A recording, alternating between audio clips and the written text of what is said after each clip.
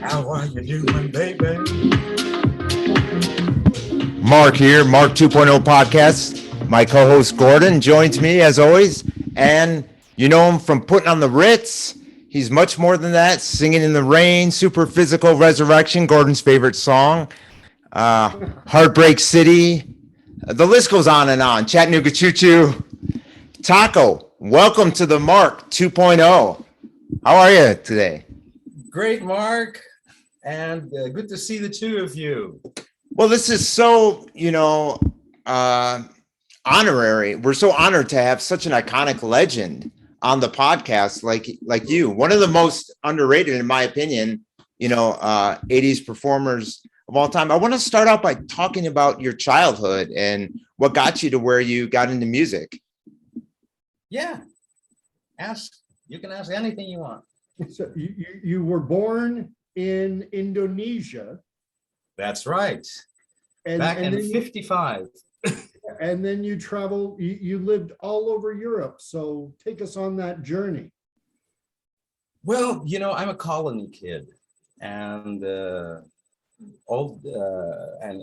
Indonesia was part of the Dutch, empire, if you want. Yeah. And our family originated from, let's see, around 800 or something in Friesland, some islands off the coast.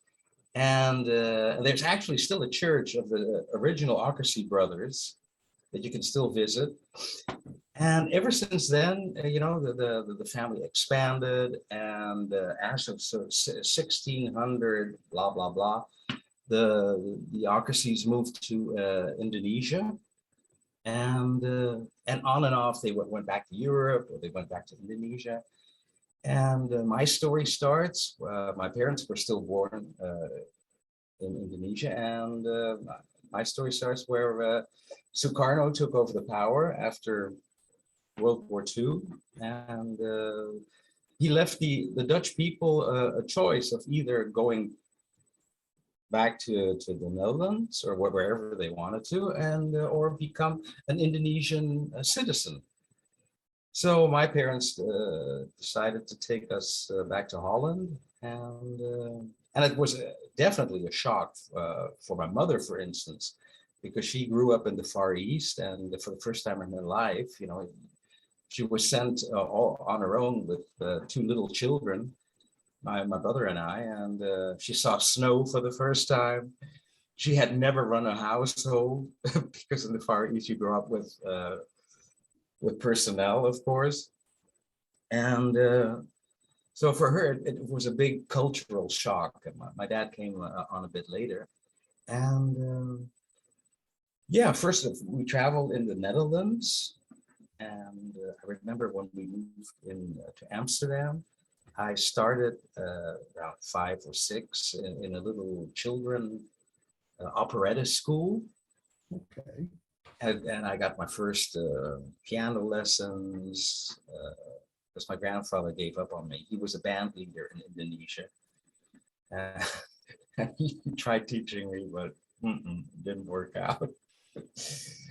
And after our time in the Netherlands, talking about now, about 1964, my dad got a chance to work for Aero Shirts in Singapore.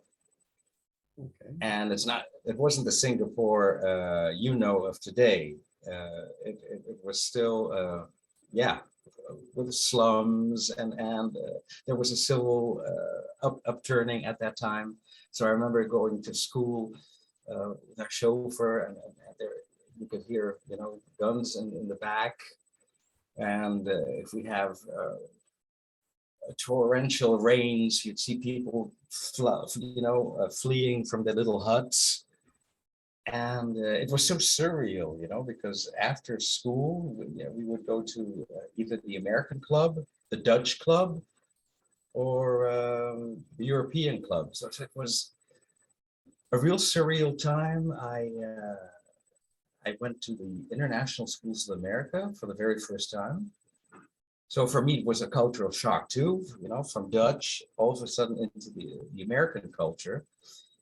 And what fascinated me, was to come home and then watch television, and you'd have Indian, Chinese, or Indonesian or Malay television programs.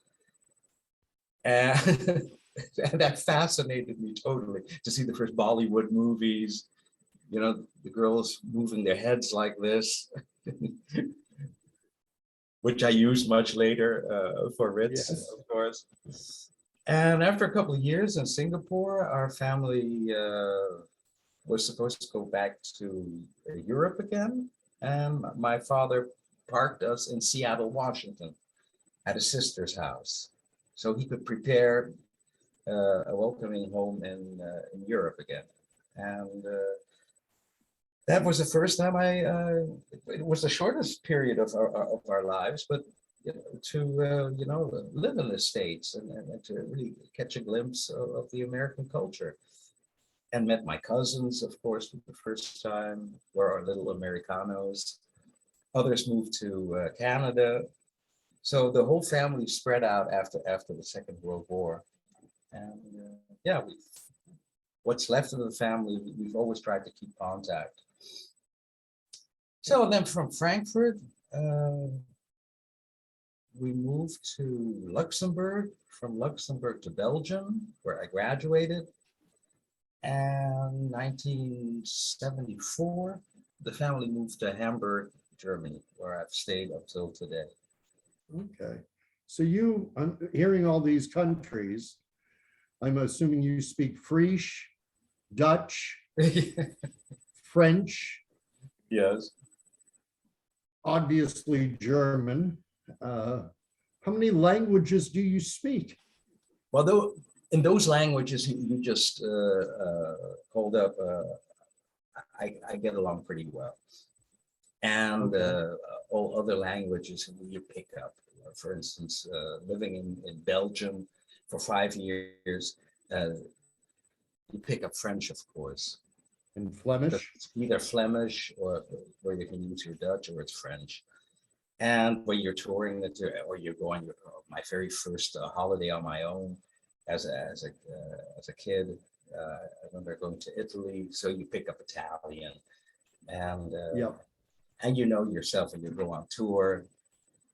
If you want to say hello to your audience, you get you get the the main words, like buonasera tutti, or in Japan you go domo arigato, konbanwa minasan. Very good. Very good. Wow. And your success, you made a huge splash in North America. Everyone remembers Putting on the Ritz. Everyone remembers Singing in the Rain. And then your career shifted more to the European scene.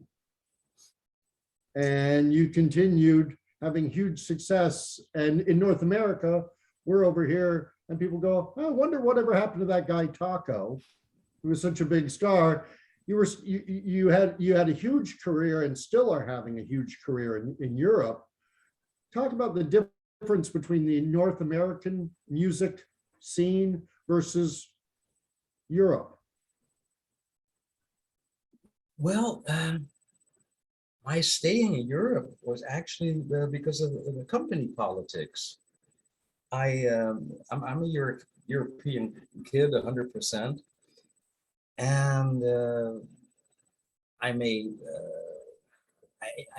call it, I'm a second-hand American, because I always went to American schools.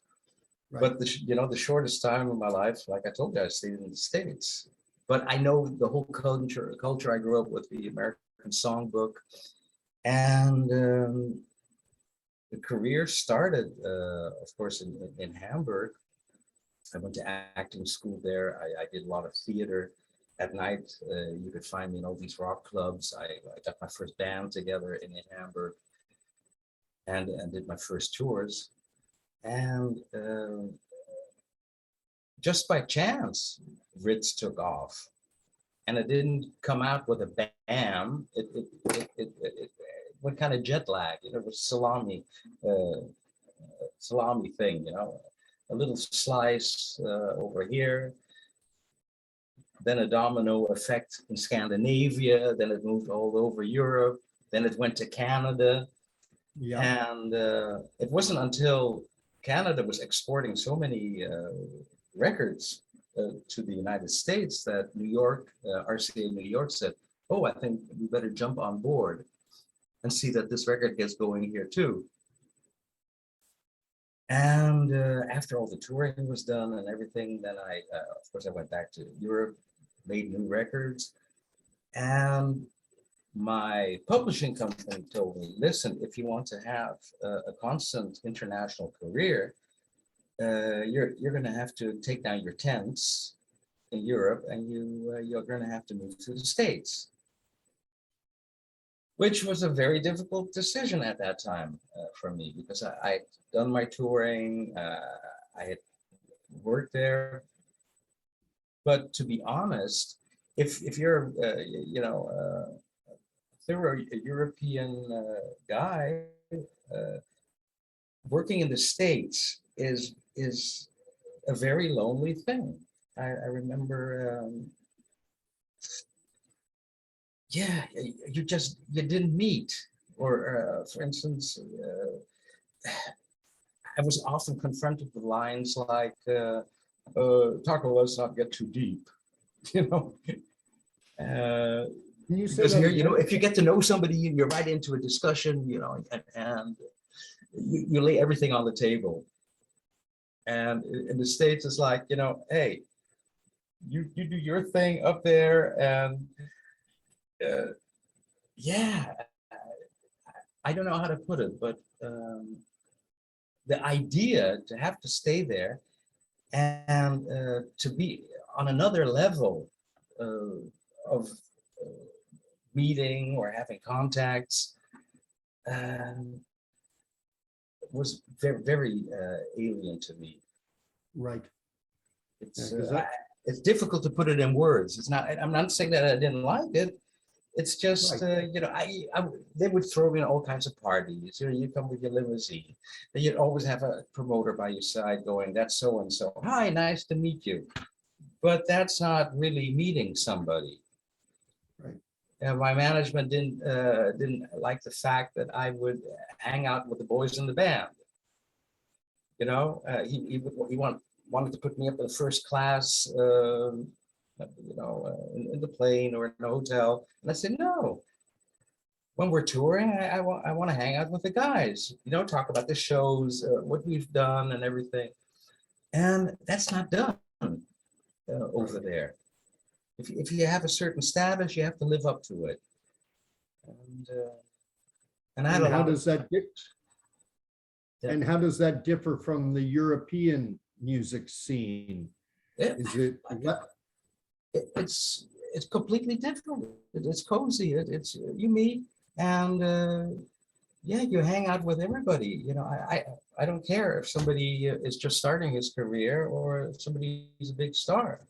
We all wash with the same water, and and I come from the rock clubs and theater where we're like a big family.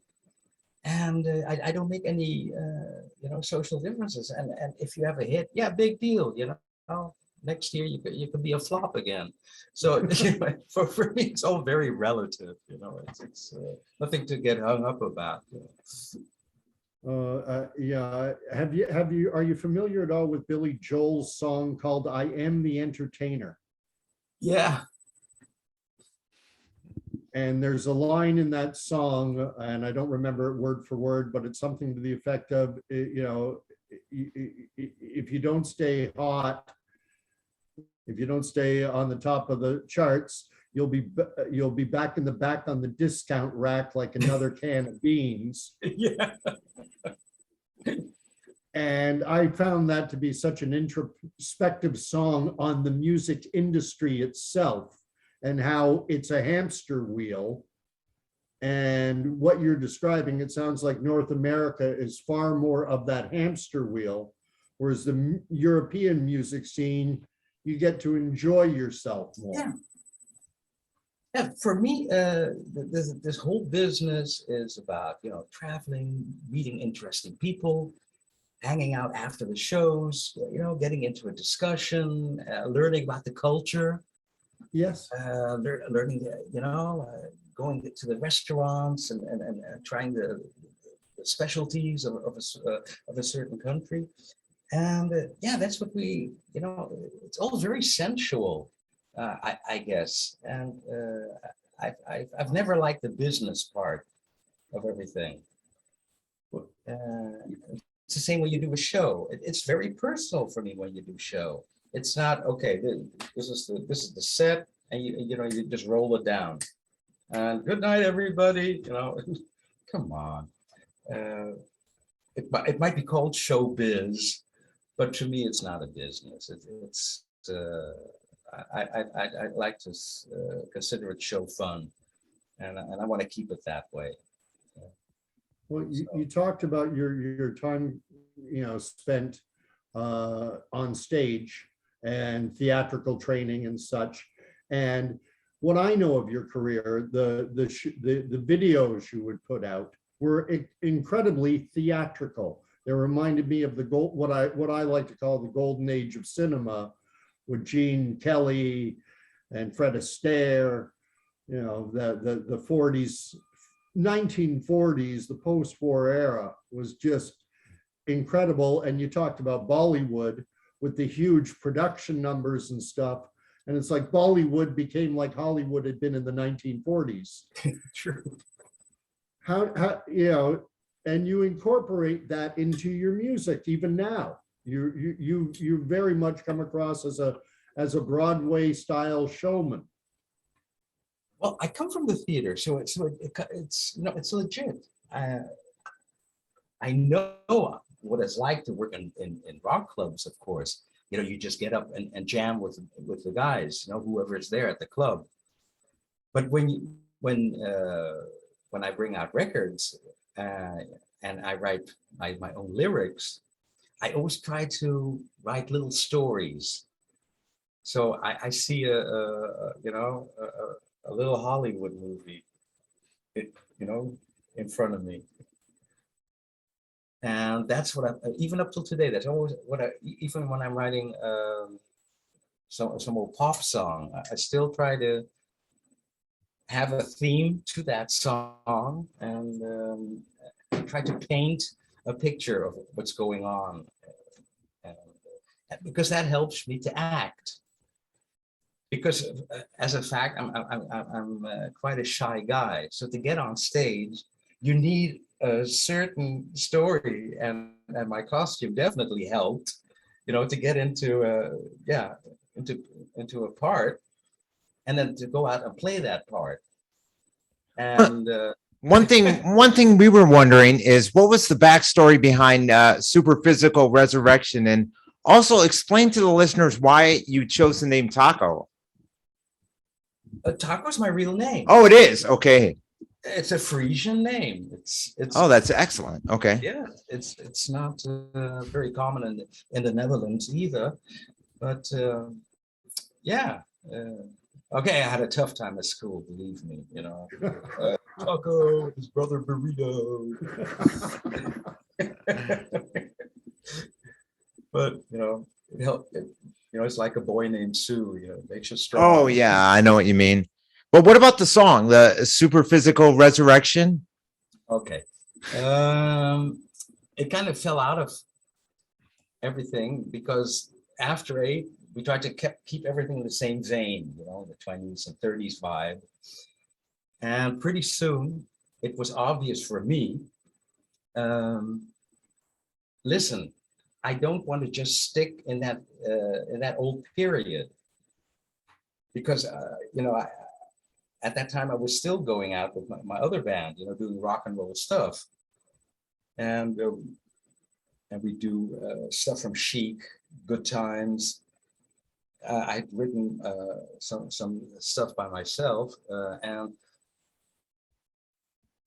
Ritz forced us to make an LP in that whole vein. But for me, it was very important to break out of it very soon and to show people that I'm about more. Now, many executives in the company would say, that's murder. No, that's you don't do that. You stick to one style and elaborate on. But that would be boring for me. That again is my theater influence. You know, at one part, one day you do Schiller or Goethe, Cyrano de Bergerac, and the next day we do in this repertoire theater we do Chicago or Sweet Charity. So that's what I'm about, you know, to have to always do the same thing. You didn't want to be stuck you didn't want to be stuck covering Irving, Berlin, and yeah. I mean, how much do you want to cover? You do Berlin, then you do Cole Porter, then you do. When you have them all through, you start all over again, or what? And I write my own stuff, and so you know, wanted to go on, and it's okay. It's up till now. It's worked. It's not consequent, but it's working, and like I said, it's to me, it's not important to be consequent in everything. It's the inconsequence that makes everything a bit more exciting. Well, I would imagine. Yeah. You've what I can't get over is you are 11 years older than me, and the snow on the roof notwithstanding, you have an incredibly youthful face. Yeah.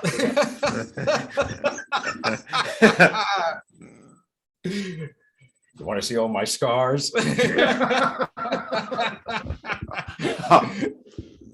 No, that's the Indonesian. That's the Indonesian genes, you know.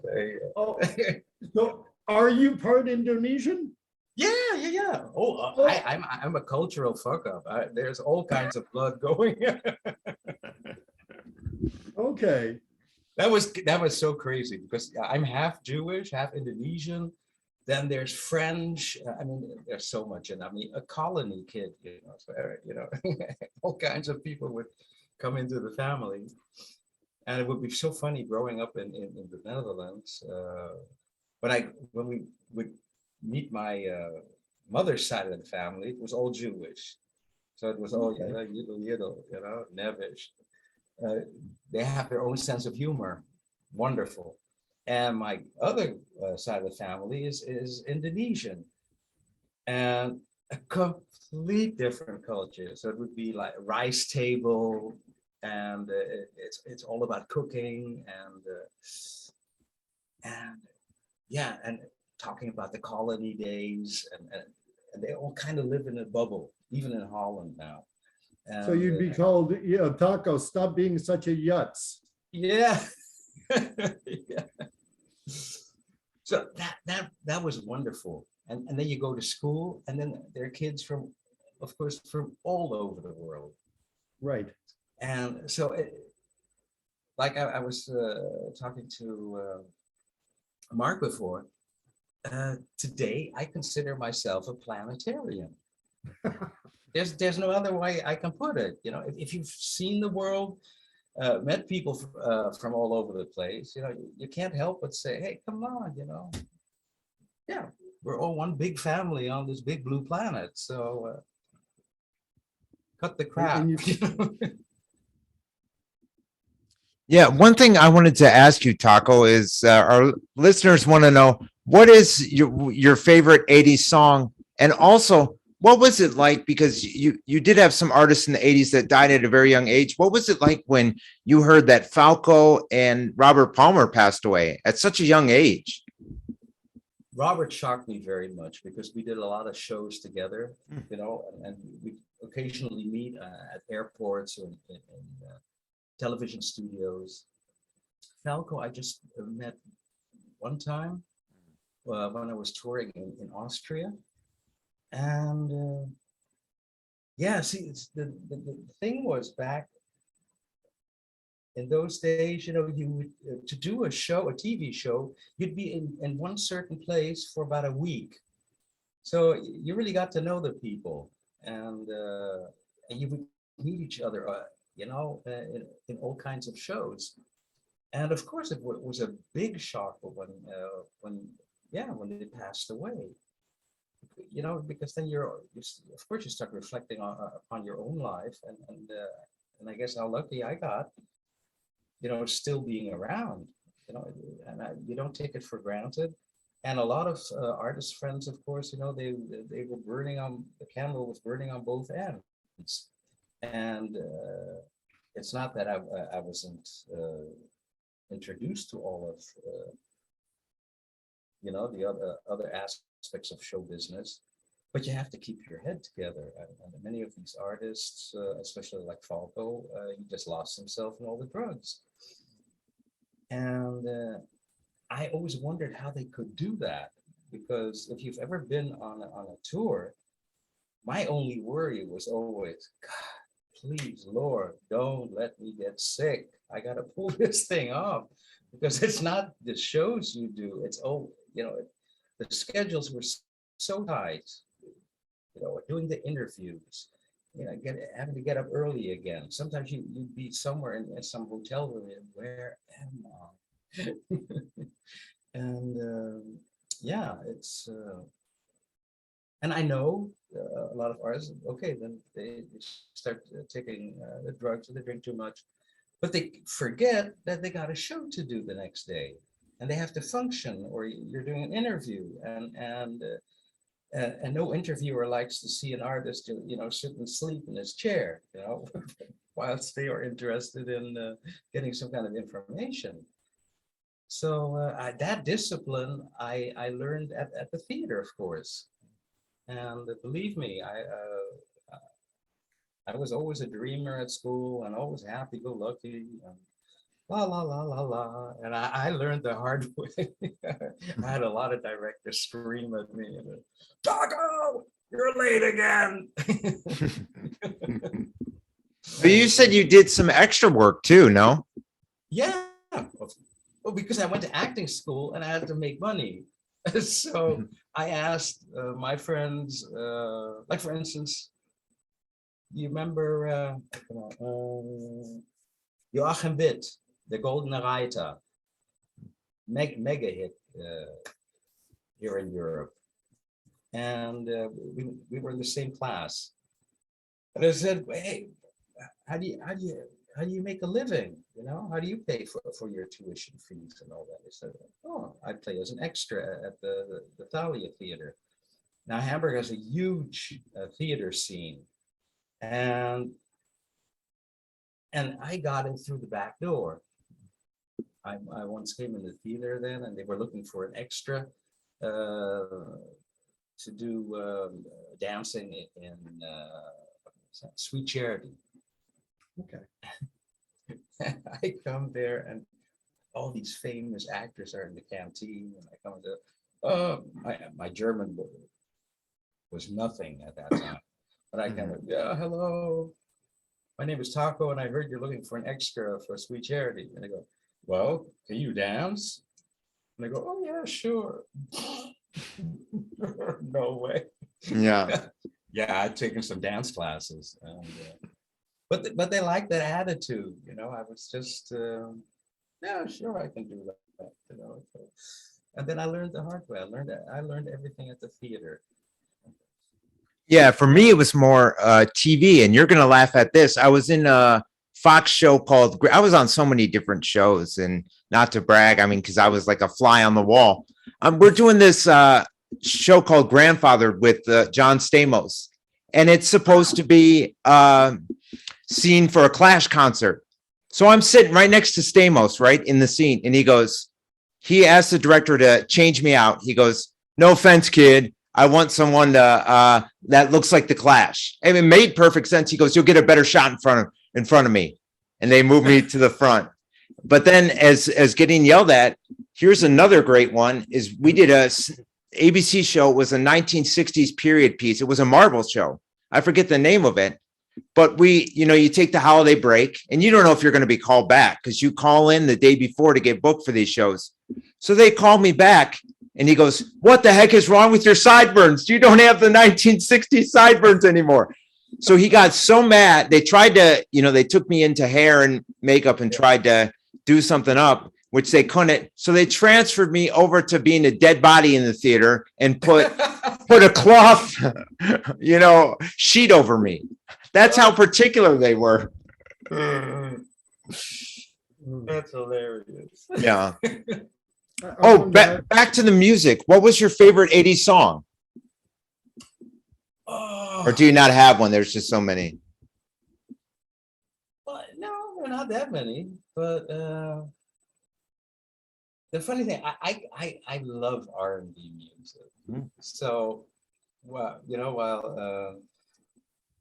while my friends at school, they would be listening to an Agata, I'd be listening to a little Stevie Wonder, all the Motown stuff, and and I'm a huge Tina Turner fan. Oh, yeah. And ever since I saw the shows back in the 70s, the Ike and Tina Turner reviews, that was my biggest influence. The moment I saw that, I'll say that's what I want one day, with a cool band and girls and all the action, and I just love the energy and the attitude. And that's what I've always tried to bring across, even when I was working in the clubs. A lot of energy and really trying to get across that stage. So yeah, those are the records. And the funny thing is, today I don't listen to much music anymore, but there's always one CD I play in my car, and that's Philly sound. There's everything from Barry White to Gladys Knight, so that's so I never say one particular song, but those are the songs of the era that I really like. Now, you had mentioned earlier, you said you're quite a shy guy. Yes. But talking to you, this is a different format. Obviously, this is not up on stage at a club. This isn't on stage in a theater. There's a different dynamic going on here, but you do not come across as shy at all. Now, when you were going out on stage, was that part of kind of dropping into character? So it's not Taco, the individual, but it's Taco. Now I'm Taco, the performer. Yes, all the time. And because the real me is like, I've often had this, even up to this, what am I doing here? So if I play in a little venue, and sometimes we still get together, to do rock concerts, I'll have this inner attitude of, okay, Taco, you're a rock star now. Yeah. It just helps. Yeah, it's a mask, but it helps. You don't want to see little shy me. Well, I just wonder, does that facade ever, like if you're doing a small club, an intimate setting, do you sometimes allow that facade and maybe sit down, or maybe? Sure, of course. Yeah, because then I try to reach out and look for a familiar face, or that one face that just, yeah, that you can flirt with. That makes it then very intimate, and then it's not scary anymore. Or I like to go through the audience. Then they are scared. And oh God, I hope he doesn't sing to me. Oh, yeah. When's the last time you came back to North America to perform? Oh, this is years ago. We're talking about ever since the 80s. I haven't worked abroad anymore. Wow. So yeah, no, sure, a lot has changed. I look at the European music scene, and because of my upbringing, I grew up with parents who had music tastes that spanned a lot of European artists who were more famous in Europe than they were in North America, like Vicky Leandros, like She lives in the town next door. Pardon? She lives in the town next door. Really? Oh, We wow. all stand in the same line in the supermarket. Oh, wow. And and I remember growing up, I was an 80s kid. I was in high school in the 1980s. Okay. And what I found with your music is because it's singing in the rain, because it's, old swing tunes, jazzed up, a little bit of the techno, the synthesizer music thrown in.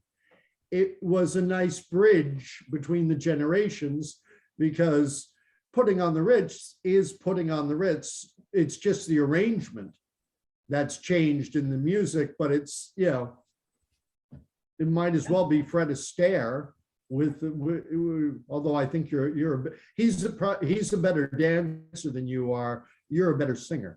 Well, listen, I am not a dancer. I'm a mover. You're a hoofer.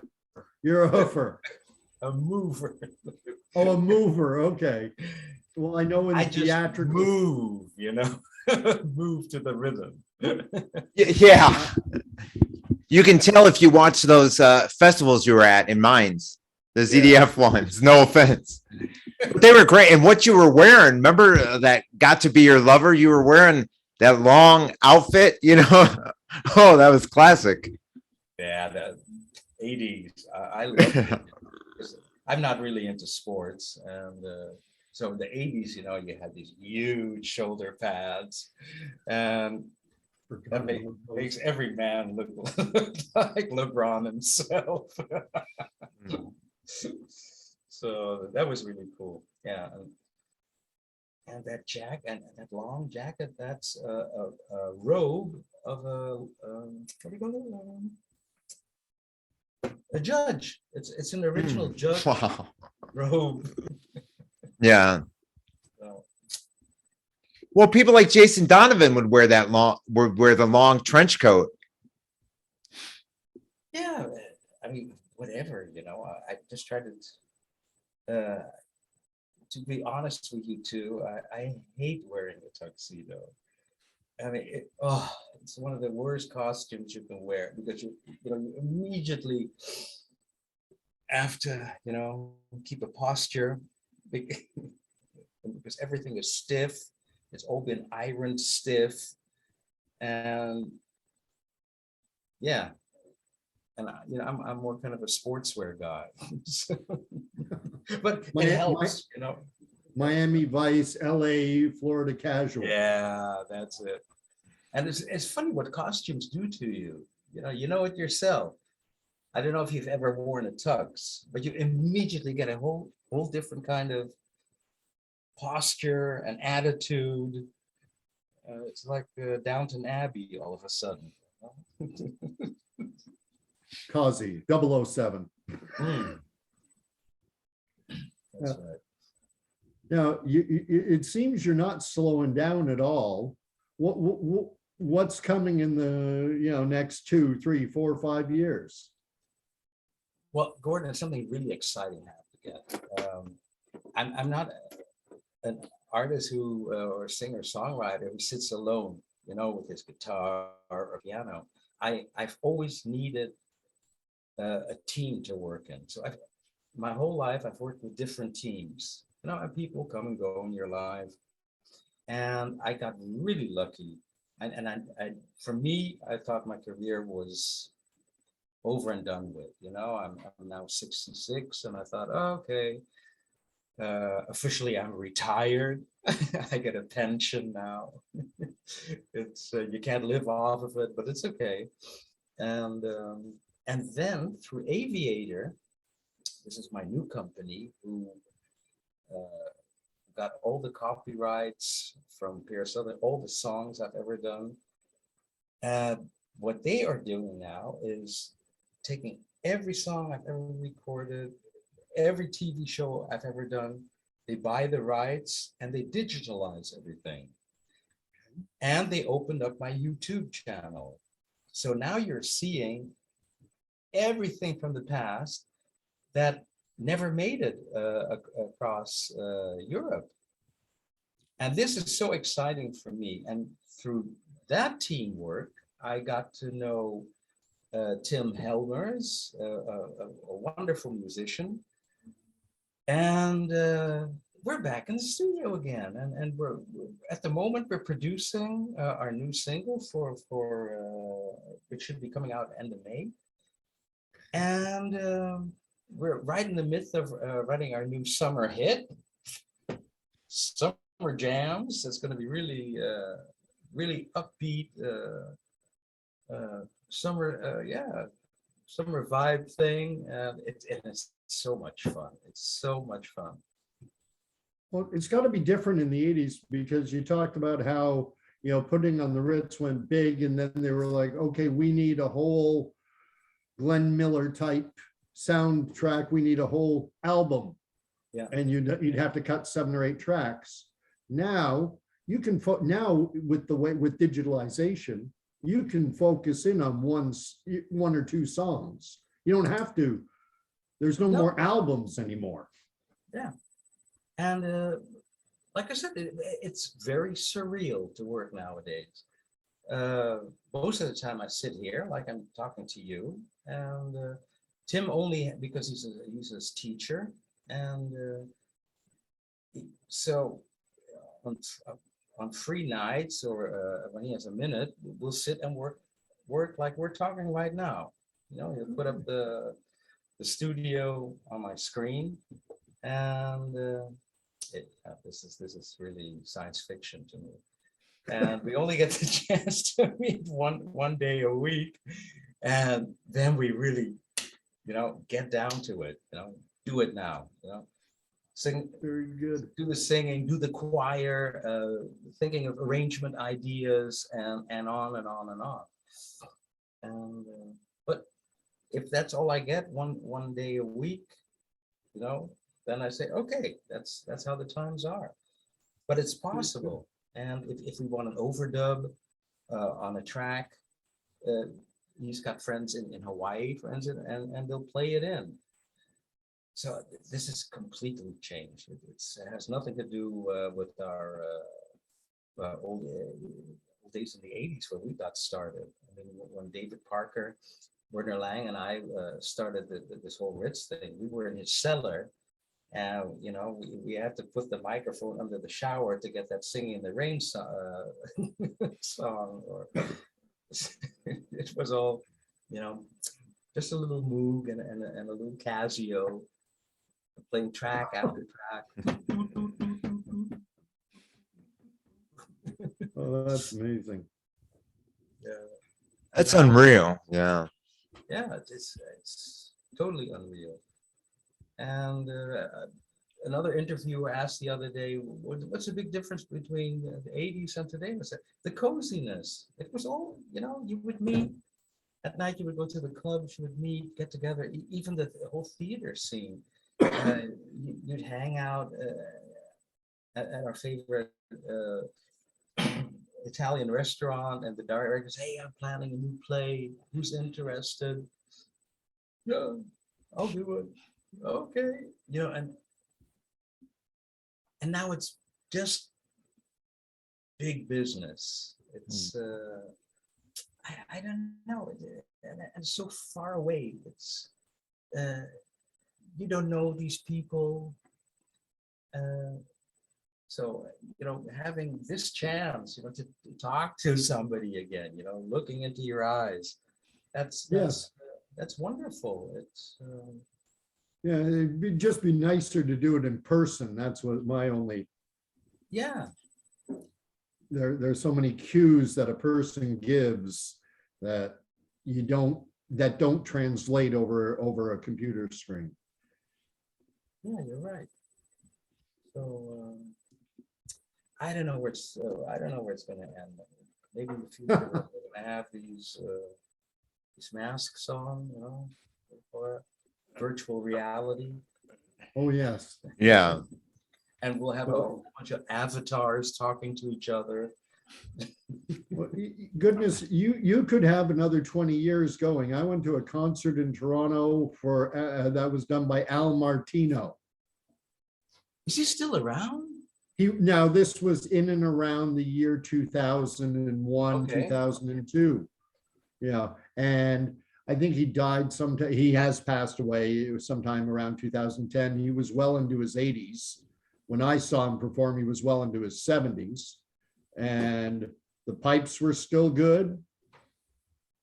You know, you noticed that the long notes didn't last quite as long, and he was grabbing a breath here and there where he wouldn't before, but the man could still sing.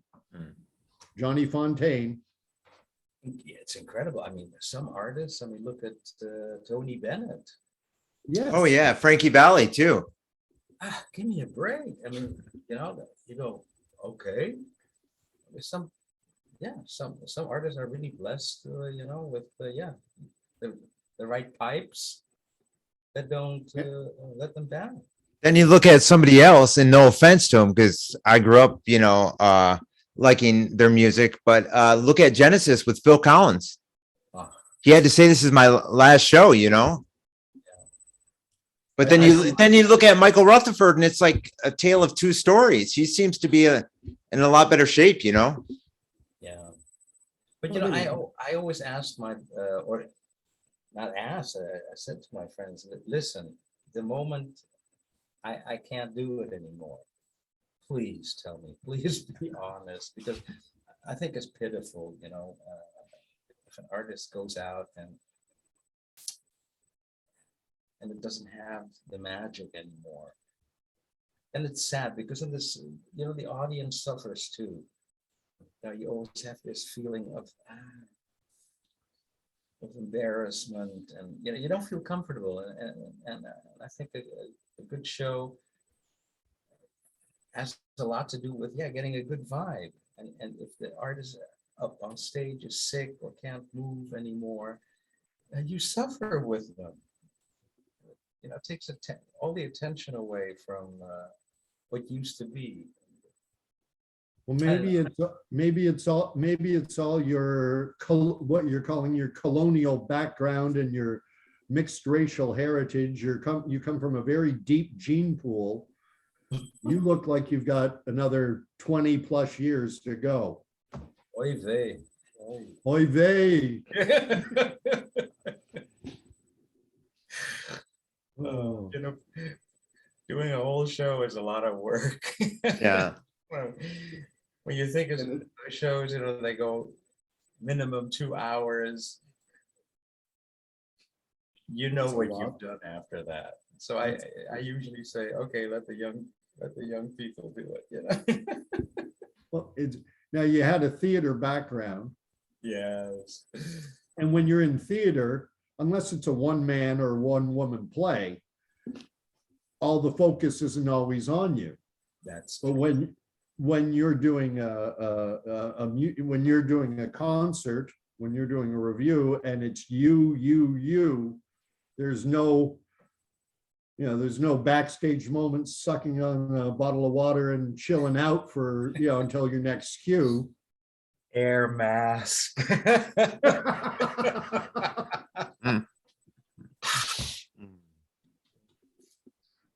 Oh, very good. But the last shows I did were in Moscow, and you might have, just by chance, have seen it on YouTube. Was that the New Year's Eve or something?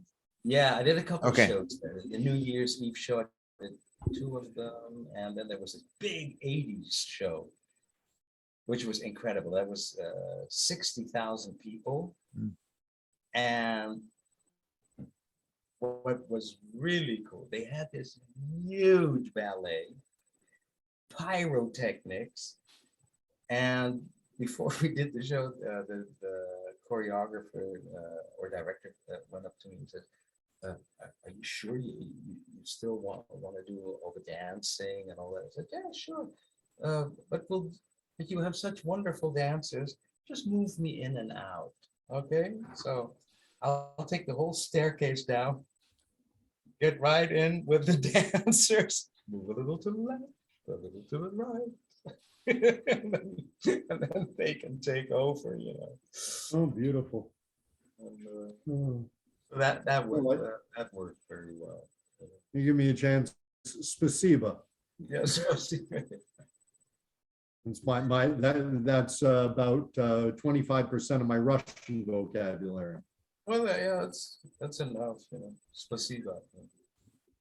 Spasiba, One thing before we let you go, you must feel so blessed to, not be like some of these other artists, because you got like bands from the 80s and there's like maybe one member left. You know what I mean?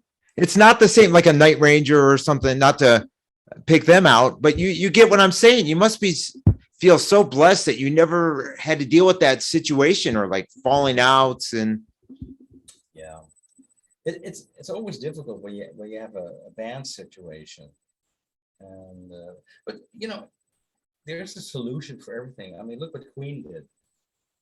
oh yeah, Adam with Lambert. I think that's genius. well, even when Paul Rogers did it, he sounded very good. Yeah. So, Yeah.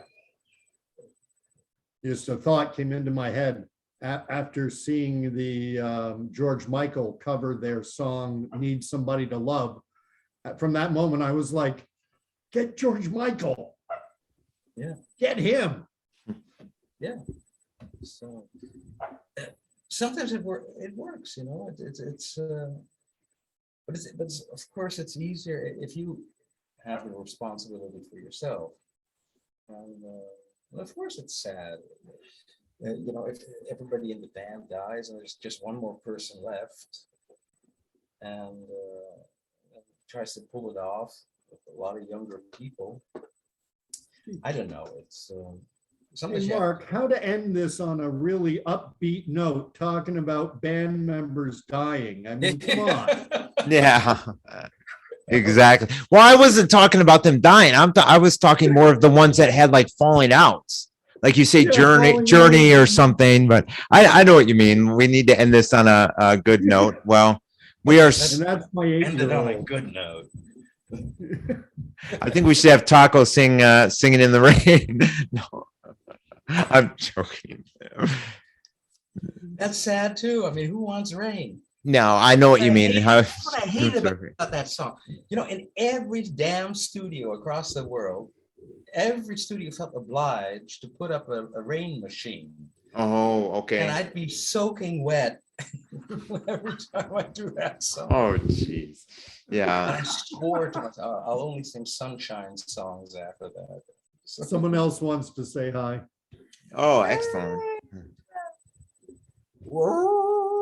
Andy the Wonder Pup. oh, beautiful. Well, we really appreciate you coming on. And what we love about you is not only, you're a humanitarian guy, but just your honesty, like when you were just talking about singing in the rain. We love it. I Yeah. just love, I love how upbeat you are, sir. You are. Exactly. You set the example. And before we leave, let all the listeners know where they can find you, like on YouTube, on Facebook. Well, I am on Facebook. All you have to go is look up Taco, and you Puttin On The Ritz gets you pretty much linked to everything. Either that or Tacoocracy, my last name. And there you can go. Get you onto my YouTube channel, and we always have new stuff. There will be a lot of new stuff coming out, especially this year. We have 40 years of Puttin On The Ritz we're celebrating. Excellent. Well, thanks so much for coming on. And for the Mark 2.0, we really appreciate it. Thanks, Gordon. Subscribe to our channel wherever you listen. We're on all the audio platforms. We're also on YouTube. Subscribe, share this podcast, because, in today's times, we need more feel-good stories like this, more, uplifting. if you know what I mean. Thanks so much, Taco. Appreciate it. And Thank we you, will. Mark. Thank you. And we will be putting them out, Wednesdays and Thursdays. These podcasts, will look for them on those days. Thanks so much. This is such a joy. Hey, it was my pleasure. Thanks for not forgetting an old man. You're still young. Just ask Gordon and I. You know what? You are not old. Not at all. By any stretch of the imagination.